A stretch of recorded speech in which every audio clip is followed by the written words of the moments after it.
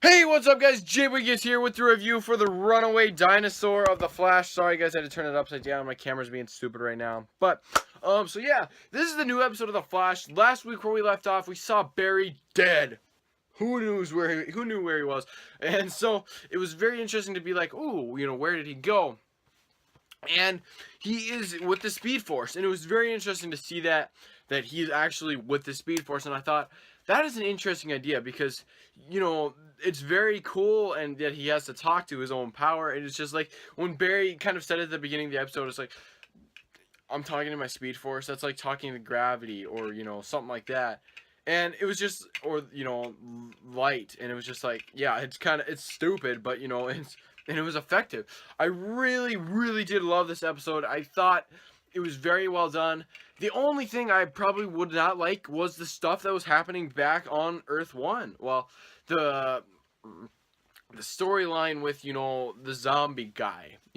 I didn't watch the whole season 1, so I don't remember who this guy was. So well, I missed some of the episodes for season 1, but I didn't know who that guy was. I kind of started the Flash, and then I skipped to when the Reverse Flash was revealed, and then I watched from then on. And so I was like, oh, okay. But and this, he's just like, oh, zombie, and it was just kind of pointless. So I didn't really feel like the villain raised it up or anything like that. And it was just, I don't know. The villain was but I really did love when Barry was with the Speed Force, because this is when a lot of the drama was actually happening, and I really did love seeing that Barry was, talking to all these significant people in his life. First he talked to Joe, then he talked to his dad, then he talked to Iris, then he talked to the most important person of all, who he never met. Well, he did meet, but never really got to spend much time with his mother. And I really did love that. It was really just, and each talk, and I felt like, once, like, Barry was like, once he was in this thing, I was like, he's gonna have to, earn to become, he's going to have to earn it to be, back. And I was like thinking in my head a lot, what does this remind me of? Because I remember this reminded me of something. I cannot remember what it was, but I definitely really thought this episode really reminded me of something that, oh, yeah, it was kind of like Harry Potter and Deathly Hallows Part 2 in a way.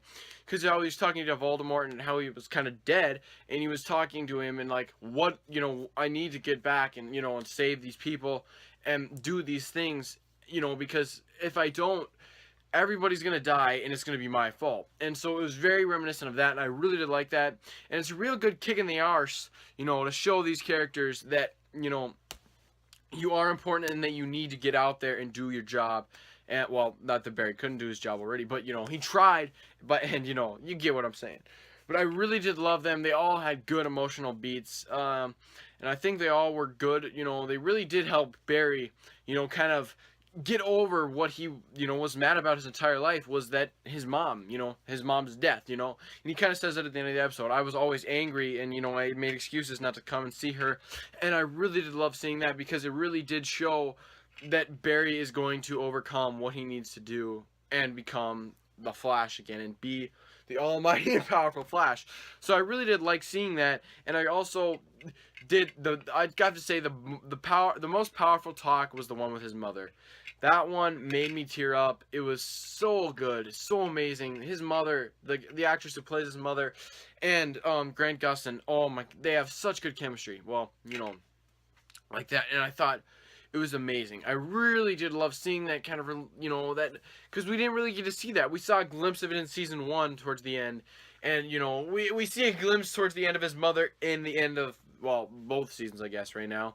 And it was very, just to the heart, and it was just, like, it was sad. And, and probably some people that have lost family members, like their father or their mother, can probably relate to this and, picture themselves as Barry and, like, yeah, I've been in the situation. I know what I've, and it's, and these, and not everybody understands, and especially when you see this kind of thing happen, that his mom, the Speed Force says your mother is proud of you, and it's just like, it really gets you.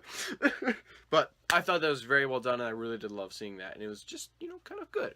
And so, also, like I said, throughout the episode, there's the huge zombie creature going around, and Cisco and all of them, blah, blah, blah, blah, are trying to stop it. And I thought some of the funny parts were where Joe was trying to, well, the one funny part where Joe was trying to figure out if Wally had turned into a Flash or a speedster, you know, or a metahuman has something. Since in the comics, Wally West is a speedster, so, you know, who knows? He could be. Very interesting to see where that would go if he did become the Flash. Because I was thinking that too, like, if him and Wally do become, like, if Wally and both Barry become the speedsters, maybe they could, you know, start to form a team, and then, you know, Wally just is like, no, I don't want to be a part of this team, you know, blah blah blah, and then he can join with the villain of the season, and it can go from there. And it'd be really, I think it might be interesting to show that, you know, this, you know, not, you know, and then at the end of the season everything's happy again. But I think that would be very interesting, you know, and you know, but that's me, but I guess, you know. But I'm sure what they'll do with Season 3 will probably be amazing and won't, you know, even take into consideration what I'm talking about. But I definitely did like seeing those sort of things happen. And I really did love just, you know, like I said, all them things with Earth, well, when Barry was talking to the Speed Force, and I really did love that. And I thought, and right when, you know, he was like, yeah, you have to chase that. I was like, that's going to be Barry. At the end of the episode, that is going to be Barry, because that is what he needs to catch, is himself. He needs to catch the Flash, and that's what he's gaining. That's what he's gaining. He's gaining his speed back and gaining what he needs to become the Flash. So, yeah. But like I said, the stuff on Earth was just kind of meh, kind of okay. It was, some things were all right, and some things were good, and some things were all right. But, you know, and then the end of the episode, I really did love, and I was just like, Zoom is like to Caitlin, you need to choose either to be with me, or you can leave, and I'm going to kill you anyways. So, it's very interesting to see what was going to happen from there. And, you know, we don't get to see if she chooses to stay or leave. And, you know, Zoom is going to wreck shit up. And especially in next week's episode, it looks like something bad is going to happen. And I hope, not to be mean or anything, I hope that they kill a character off. I do, because it would really make the series effective, and it would really show that, you know, these characters are at stake. Characters are going to die. So, hey, yeah, guys, that's about it for The Flash, Season 2, The Runaway Dinosaur. And I'm J-Wink, and oh, sorry, I forgot the rating. So, definitely give this episode 4.5 out of 5 winks, you know. Just, you know, like I said, them little nitpicks and stuff like that. But, yeah, that's it, guys. That's it, finally. So, yeah, guys, I'm J-Wink, and I'm winking out. See you guys later.